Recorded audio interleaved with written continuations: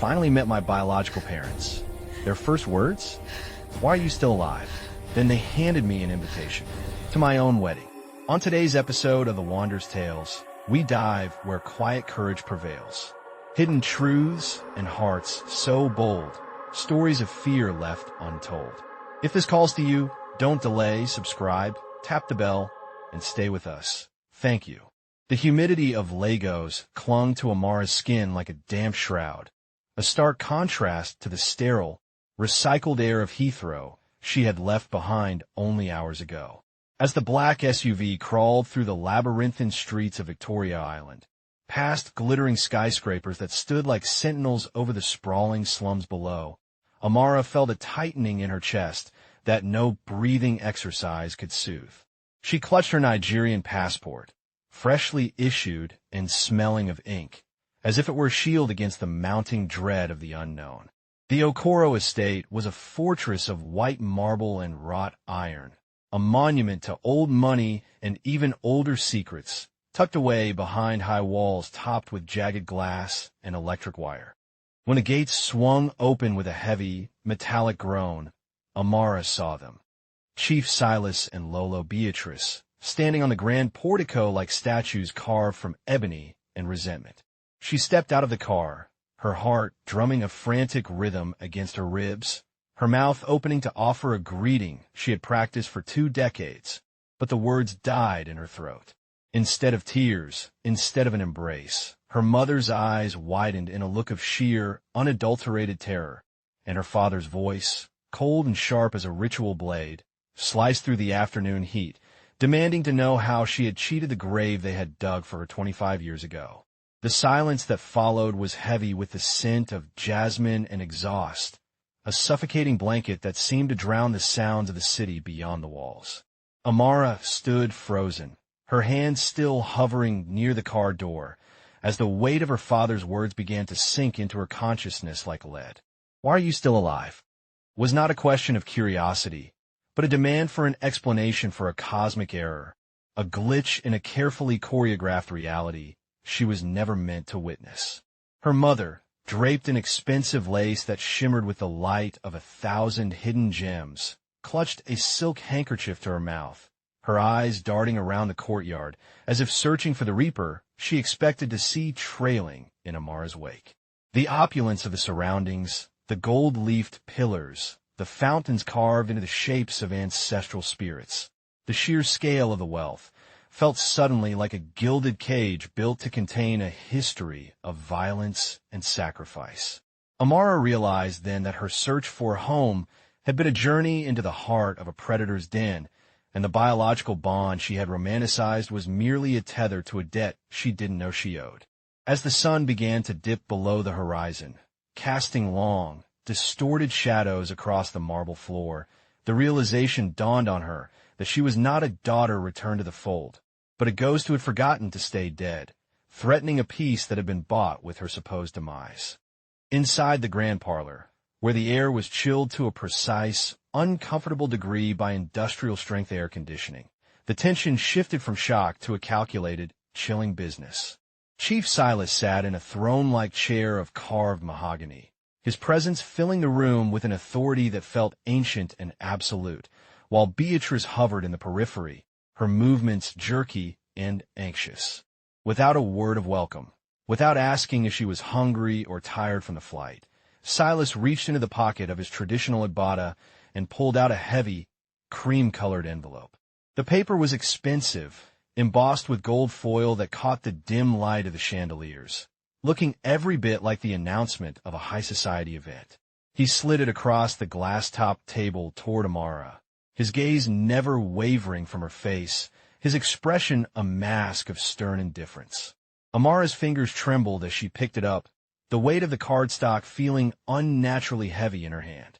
When she pulled the card out, the first thing she saw was her own name, Amara Ifeoma Okoro, printed in elegant, flowing calligraphy.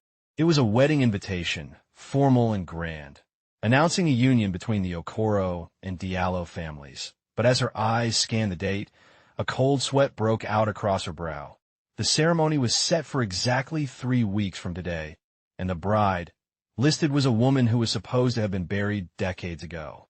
"You were always the bargaining chip, Amara," Silas said, his voice a low rumble that seemed to vibrate in the very marrow of her bones. "The pact was sealed in blood before you could even walk, a promise of union that would bridge the gap between our lineage and the Diallo Empire, ensuring a reign that would last 1,000 years. He leaned forward, the shadows of the room playing across the deep lines of his face, making him look more like a vengeful deity than a father. But the pact required a transition, a shedding of the old self to allow the new era to begin. You were meant to pass into the spirit realm to watch over this union, to be the ancestral anchor that held our fortunes in place." Amara felt a wave of nausea roll over her as the implication of his words began to settle. The death she had escaped hadn't been an accident of war or a tragedy of circumstance, but a deliberate, ritualistic exit plan by the very people who had given her life. The wedding invitation in her hand wasn't a celebration of love, but a summons to a sacrifice that had been delayed but never canceled. Her parents weren't looking at a daughter. They were looking at a defective product that had returned to the factory, a loose thread in a tapestry of power that they were prepared to cut once and for all to maintain their standing in a world where blood was the only true currency. The photograph Silas slid across the polished mahogany wasn't a digital print or a glossy modern snap. It was a heavy, silver-framed portrait that seemed to radiate its own internal, melancholic light.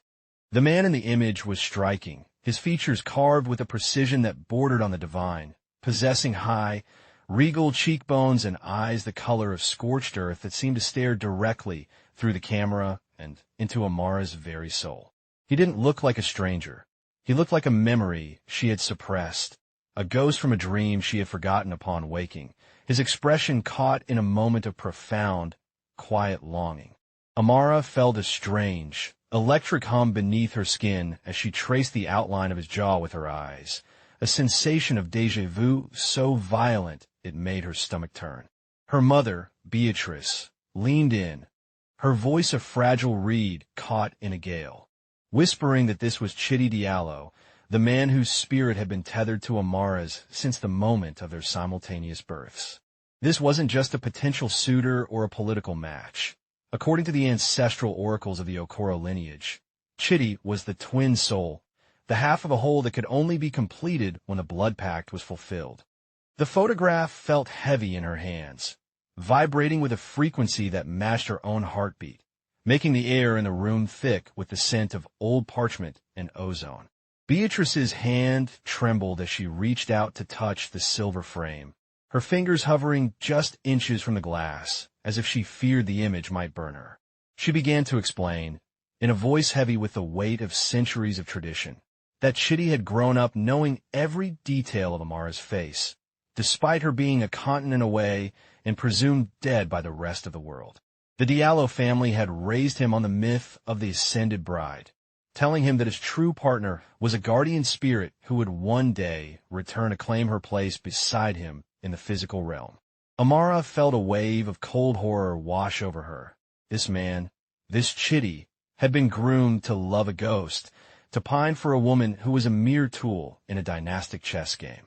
The psychological weight of being someone's soulmate before even meeting them felt like a violation, a pre-written destiny that stripped her of her own agency and replaced it with a script she hadn't agreed to perform. Every letter Chidi had ever written, every prayer he had whispered to the wind, had been directed at a version of Amara that didn't exist, a sanitized, sacrificial icon created by their parents to justify their greed. As she stared at the man in the photo, she realized he was just as much a victim as she was, trapped in a celestial cage of their family's making, waiting for a woman who was finally alive but fundamentally broken. The revelation of the twin soul pact was only the surface of a much deeper, more putrid well of secrets that fueled the Okoro Empire's rise from the red dust of the east to the glass towers of Lagos. Silas stood by the window, his silhouette framed against the neon-lit skyline of the city, and began to recount the history of the 1990s when the family's fortunes were nearly erased by a rival conglomerate. The Diallos were their fiercest competitors, a family whose roots were buried in the ancient oil-rich soils of the Delta, and the only way to prevent total mutual destruction was a merger that went beyond legal contracts.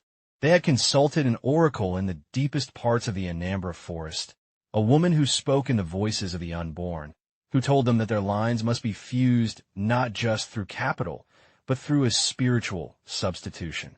Amara and her twin sister, Maya, were born into this pact, but the oracle's price was steep.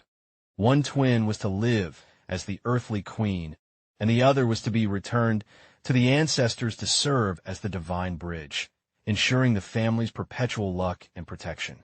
Amara had been the chosen sacrifice, the child marked for the transition, and her sudden appearance in London 2 decades later wasn't a miracle to Silas. It was a breach of contract that threatened to bring the entire house of cards crashing down. The air in the parlor grew colder as Silas described the accidental fire that was supposed to have claimed Amara's life in the nursery, a fire that had been carefully staged to look like a tragedy, while the sacrificial child was meant to be spirited away to a silent end. He spoke of the blood bond as if it were a balance sheet, his voice devoid of any paternal warmth, explaining that the Diallos had already paid their portion of the dowry in land and influence, believing the spiritual bride was already in the afterlife. Amara felt a sickening realization that her life was a debt that had been called in, a lingering liability on her father's ledger that he was now forced to account for in the light of day. The wedding mentioned on the invitation was a desperate attempt to fix the error. If Amara was alive, she had to be married into the Diallo family immediately to satisfy the literal terms of the pact, even if it meant displacing the life her twin sister had built. This wasn't about love or reunion. It was about cosmic damage control, a frantic effort to patch a hole in a supernatural shield that kept the Okoro and Diallo families at the top of the food chain.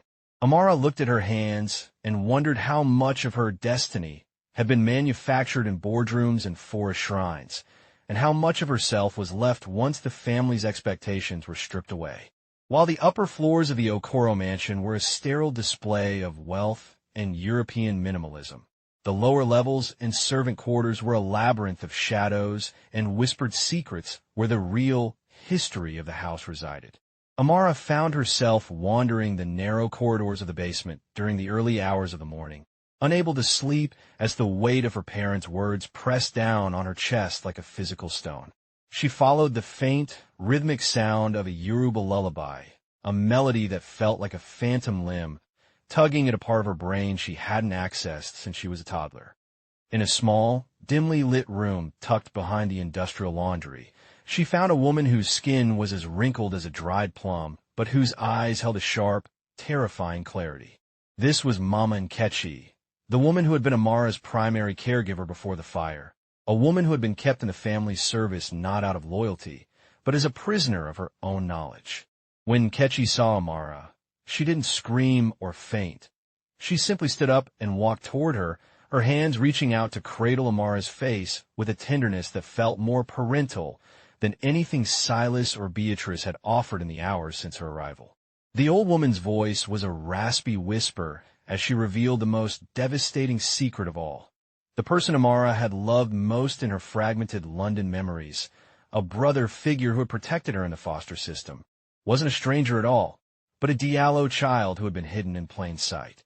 Nkechi whispered that the Diallos had also sent a spy into the Okoro household years ago, a boy who had grown up in the servant quarters, watching Amara's parents and waiting for the moment the sacrificed twin would return. This boy, whom Amara had known as Tobe during a brief, hazy summer in her childhood before he vanished, was actually a high-ranking member of the Diallo family who had been living as a common driver to keep tabs on the Pact. The realization that her most intimate childhood connection was a calculated move in a long-term surveillance operation shattered Amara's remaining sense of trust. She wasn't just a ghost to her parents. She was a target to the Diallos, and the boy she had once shared her secrets with was likely the very person who had reported her existence back to the people who wanted her transitioned. Mama Nkechi squeezed her hands, her eyes filled with a desperate warning, telling Amara that the person she loved most was still in the house, hidden in the shadows of the staff, playing a game of cat and mouse that was about to reach its bloody climax. The memories of Kofi came flooding back to Amara like a broken dam, fragments of a childhood in a coastal village where she had been hidden before being moved to the UK, a boy with a gap-toothed smile and a penchant for carving wooden birds. Kofi had been her anchor, the one person who promised they would always find each other, no matter how far the world pushed them apart, until the day he simply ceased to exist, leaving behind only an empty seat in their makeshift classroom. Now, standing in the opulent library of the Okoro estate, Amara found a small, yellowed envelope tucked inside a first-edition book on African theology, its wax seal broken and its edges frayed. The handwriting was unmistakable, the same jagged, determined script she remembered from the notes he used to pass her under the table. The letter was dated 5 years ago, long after she had assumed he was a casualty of the turbulent life they had shared, and it was addressed not to Amara, but to the star that refused to fade. In it, Kofi didn't speak of love in the way a crush does. He spoke of a mission, of a vow he had taken to dismantle the Pact from the inside, and a warning that his disappearance had been a tactical retreat to protect her from the very people who were now claiming her as their own. Reading the letter felt like hearing a voice from a different timeline, a version of her life where she was a person to be protected rather than a commodity to be traded. Kofi revealed that he had discovered the truth about the Twin Soul Pact when he was just a teenager, and that his vanishing had been orchestrated by a secret faction within the Diallo family who opposed the ritualistic nature of the merger. He had been living under an assumed name, moving through the underworld of Lagos and Abuja, gathering evidence of the Okoro's illegal dealings to use as leverage for Amara's freedom. The letter ended with a chilling instruction. If you ever find yourself back in the house of white marble, do not trust the man who claims to be your soulmate, for he is the lock, and I am the key. Amara clutched the paper to her heart, the scent of old cedar and dried ink filling her lungs, realizing that her childhood crush hadn't abandoned her. He had become a ghost to keep her from becoming one. The mystery of Kofi's whereabouts now became her primary obsession, a thread of hope in a tapestry of lies, suggesting that somewhere in the chaotic sprawl of Nigeria, there was a man who knew the real Amara, not the icon her parents were trying to marry off to a stranger. The encounter with Maya didn't happen in a grand ballroom or a formal dining room, but in the sterile, high-tech gym of the estate, where the sound of rhythmic breathing and the hum of a treadmill created a discordant symphony. Maya was a physical manifestation of everything Amara could have been, a woman of polished perfection, her hair braided into intricate, shimmering patterns, her skin glowing with the radiance of someone who had never known a day of hunger or uncertainty.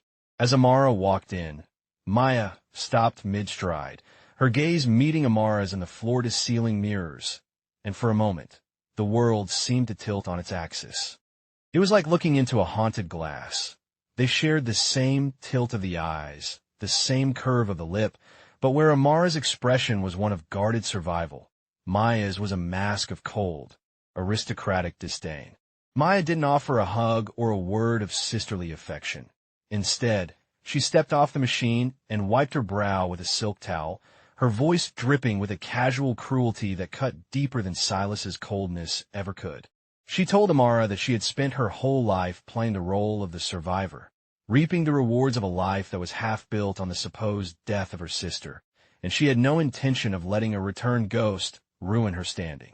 The psychological warfare between the sisters was immediate and visceral, a battle for the very air in the room as they stood face to face, two versions of the same soul, divided by a ritual. Maya explained that she was the one who had actually spent time with Chitty, the one who had attended the galas and the board meetings, the one who had been groomed to be the face of the new Okoro empire. She admitted, with a chilling lack of empathy, that she had known Amara was alive for years, having intercepted the private investigators' reports and buried them to protect her own inheritance. To Maya, Amara wasn't a sister. She was a biological competitor, a redundant asset that should have stayed in the shadows of London, where she belonged. The Twin Soul Pact had originally been designed for both of them, but Maya had successfully navigated the family politics to ensure she was the queen while Amara remained the spirit, and now that the roles were being challenged, Maya was prepared to be more ruthless than their father. As Amara looked at her twin, she saw the dark reflection of what wealth and entitlement could do to a human heart, realizing that her greatest enemy wasn't the pact itself, but the sister who had thrived in its shadow by feasting on the space Amara's absence had created. The cruelty of Maya's position was solidified when she led Amara into her private sunroom, a space filled with rare orchids and photographs that chronicled a life of unimaginable luxury and intimate connection. On a central table sat a digital frame that cycled through images of Maya and Chitty, laughing on a yacht in Monaco, sharing a quiet moment in a garden in Cape Town, looking every bit like the soulmates the world believed them to be. Maya watched Amara's face with a predatory glee, explaining that she hadn't just stolen Amara's name and status. She had stolen the heart of the man Amara was destined for. Chitty, it seemed, had fallen in love with the woman who was present, his soulmate bond, conveniently transferring to the twin who was actually there to hold his hand and share his bed.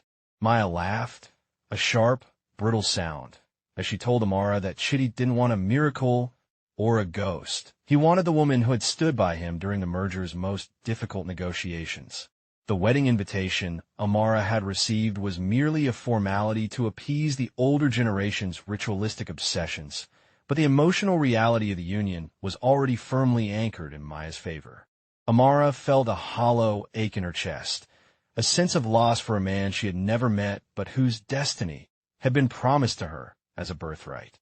The betrayal felt absolute. It wasn't just that her parents had tried to kill her, but that her sister had meticulously dismantled any hope of a future Amara might have found upon her return. Maya detailed how she had used Amara's spiritual energy, the myths and stories their parents told, to enchant Chitty, essentially wearing Amara's identity like a cloak to win his affection. She had played the role of the lost soul searching for her other half, all while knowing that the true other half was living in a small flat in London, struggling to pay rent and wondering why she felt so alone in the world. As Amara stared at the photos of the happy couple, she realized that Chitty Diallo was a man in love with a lie, and Maya was the architect of that deception, a woman who had turned a cosmic bond into a weapon of psychological warfare. The twin soul wasn't a romantic ideal anymore. It was a crime scene, and Amara was the victim who had arrived too late to stop the theft of her own heart by the person she should have been able to trust the most. On the third night of her return, a small package was left on Amara's pillow, wrapped in plain brown paper and smelling of the salt spray of the Atlantic. Inside was a silver locket, tarnished by time and sea air, its hinge stiff from years of neglect. But as Amara pried it open, her breath caught in her throat. One side of the locket contained a tiny, hand-painted portrait of herself as a child, her eyes wide and full of a light she no longer recognized. The other side contained a lock of hair and a date from 15 years ago, a date she remembered as the day she was told her first love had died in a boating accident. This locket didn't belong to her parents or her sister. It belonged to a man named Jadena, a boy from her village days who had been her world before she was sent away to the UK. Jadena was the dead lover whose memory she had carried like a secret wound, the person who she believed had perished because of the curse of her existence. But the locket was fresh, the silver polished in a way that suggested it had been handled recently, and tucked behind the portrait was a tiny slip of paper with a single sentence. "The grave could not hold me, just as the fire could not hold you." The realization that Jadena might be alive sent a shockwave through Amara's system, complicating the already tangled web of her emotions and the family's twin soul narrative. If Jadena was alive, it meant that the accident that supposedly killed him was as staged as Amara's own death. Another piece of the board removed by Silas and Beatrice to ensure their daughter remained available for the Diallo Pact. The locket was a message from the past, a ghost reaching out to a ghost, suggesting that there were others who had survived the Okoro's ritualistic pruning of their family tree. Amara began to see the house not just as a fortress of wealth, but as a site of multiple murders, not of bodies, but of identities, loves, and futures.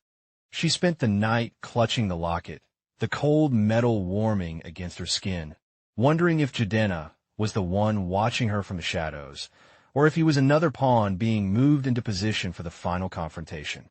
The love of her life was a man who thought she was dead, and she was a woman who thought he was a memory, both of them victims of a family that treated people like pieces of property to be discarded when they no longer served the bottom line.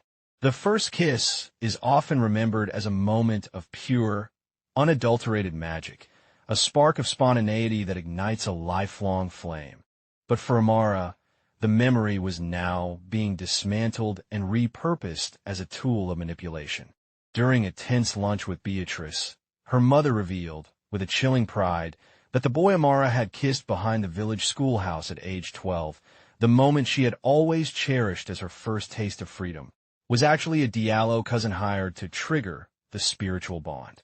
Beatrice explained that the twin soul connection required a physical catalyst, a specific moment of emotional intensity to lock the soul into the pact, and the entire encounter had been scripted, timed, and monitored by the family elders.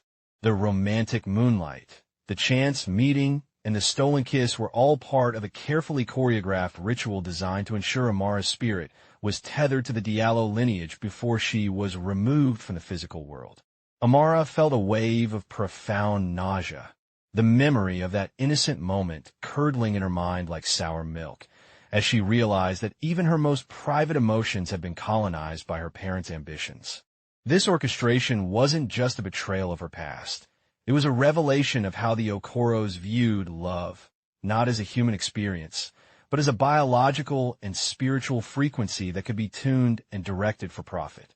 Beatrice spoke of it as if she had done Amara a favor, providing her with a perfect memory to carry into the afterlife, oblivious to the psychological trauma of knowing one's first romantic awakening was a corporate transaction.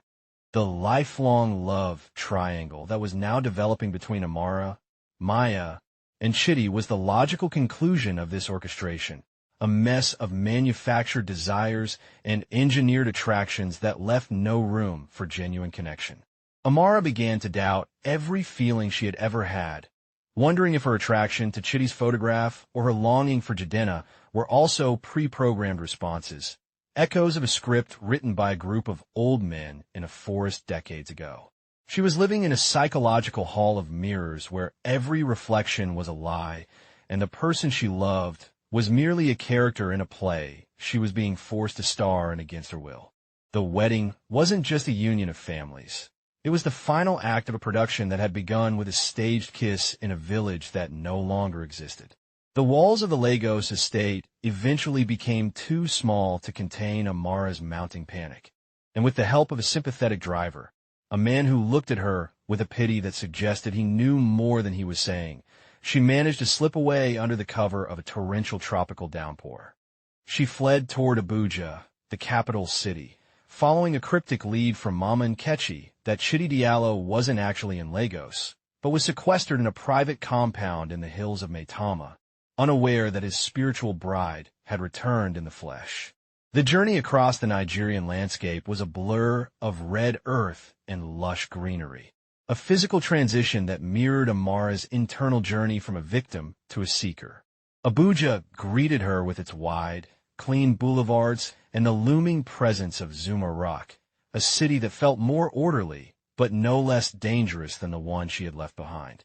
She checked into a small, discreet boutique hotel under her London name, her heart racing as she navigated a city where she was a ghost in a modern metropolis, searching for a man who held the key to her identity, but who didn't even know she was drawing breath in the same time zone. The information Kechi had given her suggested that Chitty had been sequestered for his own protection, told by his family that the energy of Lagos was unstable for the bond, when in reality, they were keeping him away from the truth of Amara's survival until the arrangements were finalized. Amara spent her first night in Abuja walking the perimeter of the Diallo compound, a place of understated but immense power, watching the lights in the windows and wondering which one belonged to the man who had been writing to her spirit for 10 years. The city felt like a waiting room, a space between the life she had lost and the destiny she was trying to reclaim, and the air was charged with a different kind of tension, one of anticipation rather than dread. She knew that Chitty was close, perhaps only a few hundred yards away, living a life of quiet devotion to a woman he believed was an ancestor, while she stood in the shadows, a living, breathing contradiction to his entire worldview. The next city wasn't just a destination. It was a sanctuary where she hoped to find the one person who might see her not as a sacrifice or a competitor, but as a woman worthy of a love that wasn't manufactured by a pact. Through a series of careful bribes and the use of the digital architecture skills she had honed in London, Amara managed to gain access to a private cloud server used by the Diallo heirs, stumbling upon a folder titled simply "For the One Who Watches." Inside was a digital archive of scanned handwritten journals, the diary of a decade, where Chitty had recorded his thoughts, fears, and dreams every single day for the past 10 years. Reading his words was like being submerged in a warm, deep ocean of genuine emotion, a stark contrast to the cold manipulations of her own parents. Chitty didn't write to a goddess or a ritual anchor.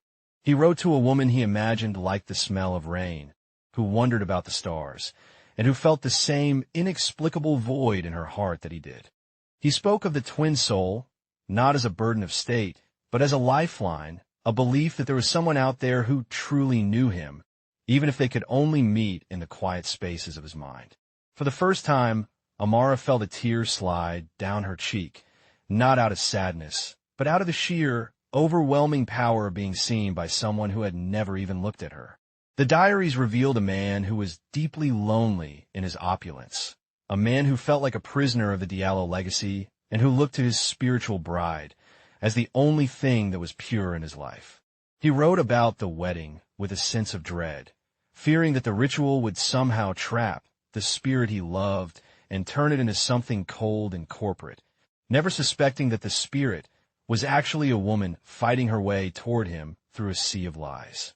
Amara spent hours scrolling through the entries, her soul aching with every "I miss you" and every "I hope you're at peace," realizing that she was falling in love with a man through the reflection of his love for her. This was the ultimate irony of the Okoro Diallo Pact. They had tried to manufacture a bond for power, but in doing so, they had accidentally created a genuine, soul-deep connection based on a shared tragedy of isolation. As the sun began to rise over Abuja, casting a golden light over the city, Amara knew she couldn't just marry Chitty to satisfy the pact. She had to save him from it, and in doing so, finally claim the life that had been stolen from her before she was even born. The ink on the digital diaries was still fresh in Amara's mind when she uncovered the rot beneath the merger of the Okoro and Diallo empires. It wasn't a peaceful union of two titans. It was a hostile, spiritual takeover, a Cold War fought with rituals and wire transfers where the casualties were always the women of the lineage. As she dug into the encrypted financial records of the wedding fund, she realized that the Diallos weren't marrying into the Okoro family to share power. They were buying the Okoro's ancestral luck to offset a massive, hidden debt to a Chinese conglomerate that was threatening to dismantle their oil interests. The forbidden love that the public saw in Maya and Chitty was a smokescreen for a desperate, multi-billion naira liquidation. The revelation hit Amara like a physical blow. The reason her parents had asked why she was still alive wasn't just about the ritual, but because her survival represented a legal and spiritual lien on the property they had already sold. If she lived, the pact was technically void, and the Diallo money, which Silas had already spent on failing real estate ventures in Eco-Atlantic, would have to be returned with interest that would bankrupt the Okoros overnight.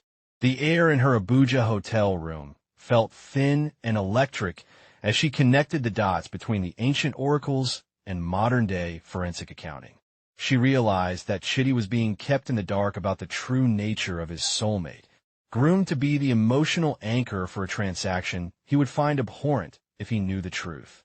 His love for the spirit of Amara was the only thing keeping his sanity intact while his father, Chief Diallo, dismantled their family's moral compass. Amara felt a fierce, protective surge of affection for the man she had only met through his journals. He was the prize in a game where the rules were written in blood and the house always won. Their love was forbidden not by social standards, but by the very architecture of the pact itself. If they actually met and fell in love as humans, the sacrificial energy required for the merger would dissipate, leaving both families vulnerable to the vultures circling their empires. She was the missing piece in a puzzle that was designed to be completed only by her destruction, and the wedding was the final trap set to snap shut the moment she stepped into the light to claim what was hers. Just as Amara prepared to make her move, a new player emerged from the periphery of the Okoro estate, Ifani, the shadow brother, who had been conveniently omitted from every family photograph and legal document Amara had seen. He was the eldest, the one who had been sent to a military academy in Switzerland and then vanished into the world of private security, surfacing only when the family's stability was at its most precarious. Ifani cornered Amara in a dimly lit cafe and was, his presence a jarring mixture of high-end tailoring and the unmistakable scent of gunpowder and expensive cigars. He didn't look at her with the horror of his parents or the spite of his sister. He looked at her with a clinical, terrifying curiosity, as if he were assessing a weapon that had been returned to the armory. He revealed that he knew about her life in London, her digital architect career, and even the small, hidden bank account she had used to fund her flight to Abuja. Ifani wasn't interested in the twin soul, nonsense, or the spiritual debt. He was interested in the inheritance, and he saw Amara as the perfect tool to destabilize Silas's control over the family trust. The Shadow Brothers' agenda was darker and more pragmatic than anything Amara had encountered so far.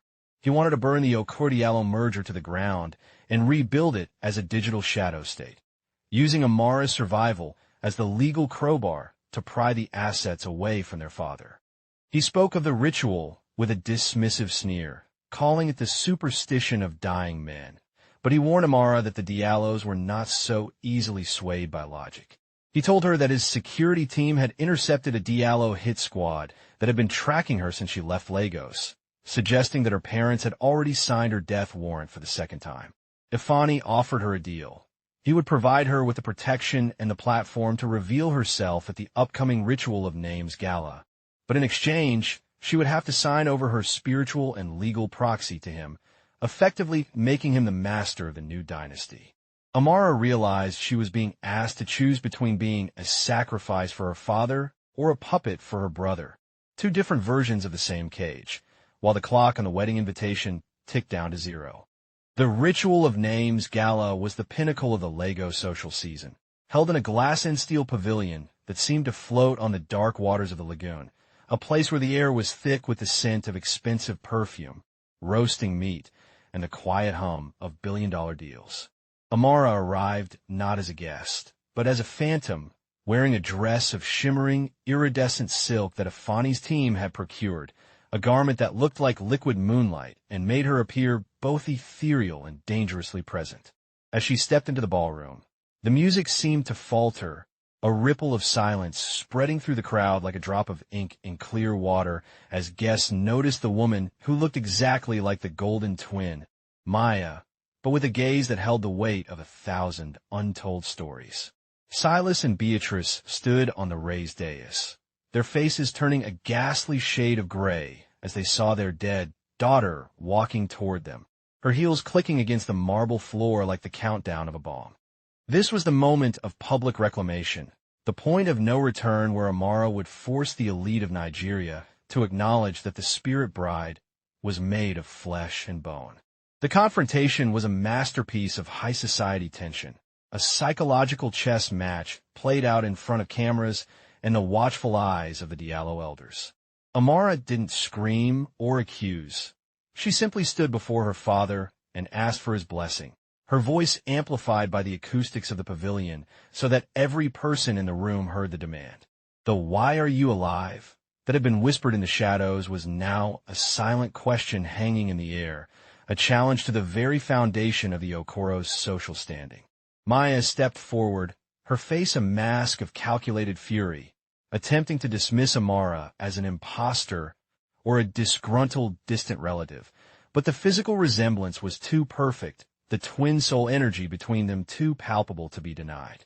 The ritual, which was supposed to celebrate the naming of the new merger, became a trial by fire as Amara produced the silver locket and the childhood letter, forcing the narrative of her death to crumble in the light of the chandeliers. The gala ended not with a toast, but with a fractured dynasty, as the guests realized that the Okoro's luck hadn't come from the ancestors, but from a decades-long lie that was now being stripped bare by the very person who was supposed to be its silent anchor. In the aftermath of the gala, the veneer of sisterly rivalry shattered, revealing a deep, pathological jealousy that Maya had harbored since the moment she was told she was the lucky twin who got to stay in the world of the living.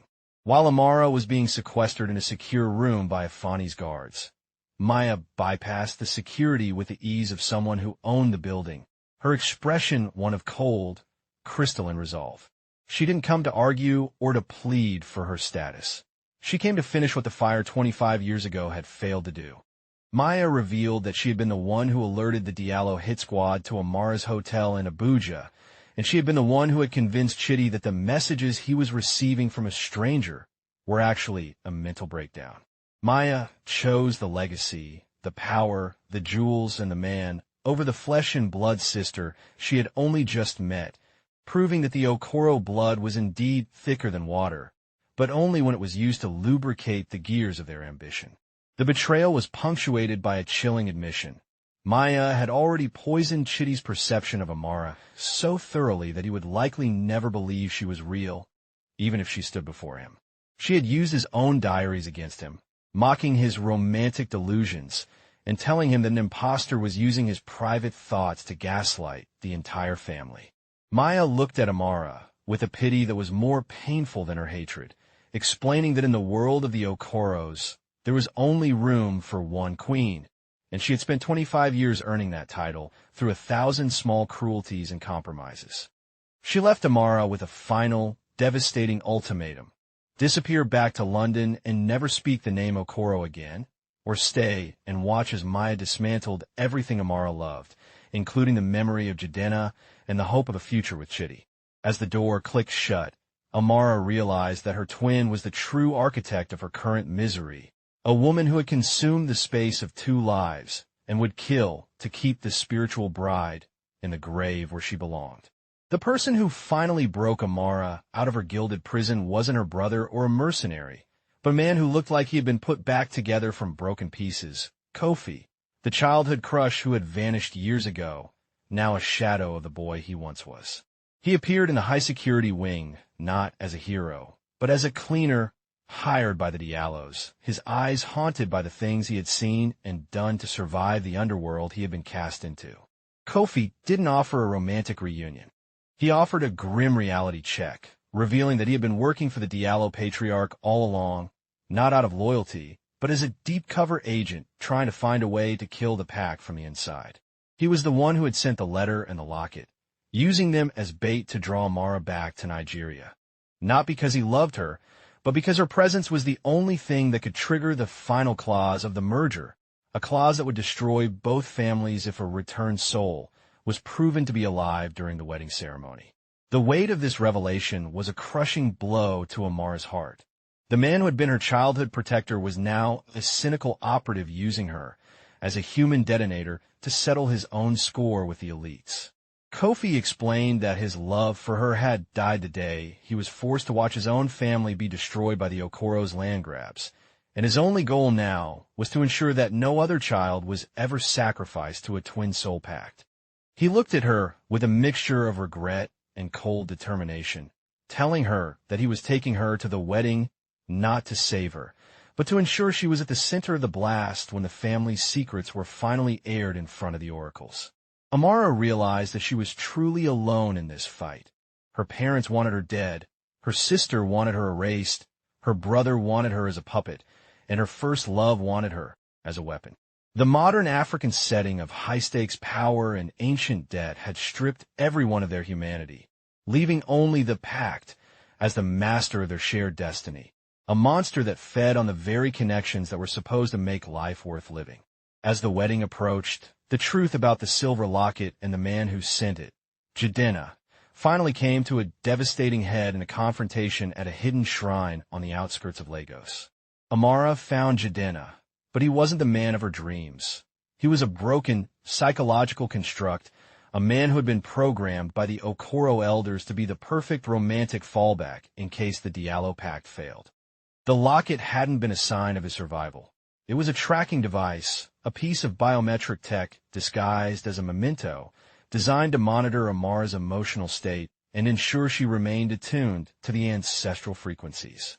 Jidenna himself was a victim of a sophisticated form of grooming, his memories of their childhood love reinforced through hypnotic suggestion and chemical triggers until he believed he was Amara's true soulmate. The realization that her most cherished memory, the boy who thought she was dead and loved her anyway, was a manufactured safety net for her father's business interests shattered the last of Amara's emotional defenses. The broken locket became a symbol of the total colonization of her inner life. Even her grief for Jidenna had been a tool of control, a way to keep her spiritually active and tethered to the Okoro legacy while she was in London. Jidenna, in a moment of agonizing clarity, begged Amara to kill him, not because he didn't love her, but because he couldn't stand being a puppet in her father's theater anymore. He revealed that Chidi Diallo, too, was likely undergoing similar adjustments, the diary she had read being part of a curated psychological profile designed to make him the perfect lock for her key. The soulmate she had fallen in love with was a digital and psychological construct, a mirror designed to show her exactly what she needed to see to make her compliant for the wedding. Amara stood in the dusty shrine, clutching the broken pieces of the locket, realizing that every love in her life was a lie, and the only truth left was the cold, hard reality of her own survival against a system that had tried to automate her very soul. The wedding took place not in a church or a mosque, but at the threshold of the two worlds, a private island in the Atlantic where the Okoro and Diallo families had built a ritualistic amphitheater of white stone and gold. Amara was led to the altar, draped in a veil of black lace that made her look like a widow rather than a bride. Her every movement tracked by the eyes of 1,000 powerful guests and the unblinking lenses of the world's elite media. Silas stood at the head of the amphitheater, his voice booming over the sound of the crashing waves as he began the invocation of the twin soul, calling on the ancestors to witness the finalization of the pact. But as the ritual reached its crescendo, Amara didn't play her part. She didn't offer her hand to Chidi, who stood beside her looking like a man waking from a deep, chemical sleep. Instead, she reached into the folds of her dress and pulled out a digital tablet, a weapon provided by the Shadow Brother, but repurposed with her own architectural precision, and projected the truth of the merger onto the massive screens surrounding the island. The final confrontation was a chaotic explosion of revealed secrets, financial crimes, and the raw, unadulterated horror of the sacrificial history of the twins. Amara spoke not to her father, but to the world, detailing how her life had been traded like a commodity and how the luck of the Nigerian elite was built on the blood of their own children. The oracles, sensing the disruption of the ritual, began to wail, and the twin soul pact physically manifested as a violent storm that threatened to sweep the entire island into the sea. In the middle of the tempest, Amara faced Silas and Beatrice, who were clutching their wedding invitations as if they were shields, and she asked them the question one last time, "Why am I still alive?" Her answer was her own, "Because I'm the one thing your money couldn't buy, and your rituals couldn't kill." As the amphitheater began to crumble, and the family scrambled for their private helicopters, Amara took Chidi's hand, not because of a pact, but because he was the only other person in the ruins who understood the cost of being a ghost in a living world. The aftermath of the wedding of the century was a scorched earth reality. The Okoro and Diallo empires collapsed under the weight of the scandals Amara had unleashed, their assets frozen and their reputations incinerated in the court of public opinion. Amara didn't stay to watch the trial of her parents or the inevitable rise of the Shadow Brother as he tried to scavenge the remains. Instead, she disappeared into the vibrant, chaotic heart of Lagos, a city that finally felt like hers because it was as messy and resilient as she was. She used the last of the digital leverage she had over Afani to secure a small, independent foundation for the discarded, the children who had been victims of the old family's ritualistic and corporate greed. She lived not as a spirit bride or a golden twin, but as a woman who had clawed her way back from the grave and refused to ever go back, her identity no longer a script written by others, but a blank page she was finally ready to fill. The final scene took place on a quiet beach on the outskirts of the city, where the Atlantic waves washed away the red dust of the past. Amara sat with Chitty, both of them stripped of their titles and their wealth, but for the first time, truly seeing each other without the filter of a twin soul projection. They spoke not of destinies or pacts, but of the mundane things, the taste of fresh coconut, the sound of the street vendors, and the terrifying, beautiful freedom of not knowing what tomorrow would bring. Kofi had vanished back into the shadows, a ghost of a different kind, and Maya was a prisoner of her own choosing in the ruins of the Okoro estate, but Amara was finally, undeniably, alive. The new dynasty she had created wasn't built on blood or oil, but on the simple, revolutionary act of choosing one's own name and one's own love in a world that had tried to steal both. As the sun set over the horizon, painting the sky in shades of orange and violet, Amara realized that the answer to her parents' question was simple. She was still alive because the story of the daughter was always more powerful than the pact of the fathers. Amara thought she was finding a family, but she only found a target on her back. In a world where your survival is a breach of contract, how far would you go to reclaim your soul? Comment alive to unlock the next chapter and share this with someone who loves a dark family secret.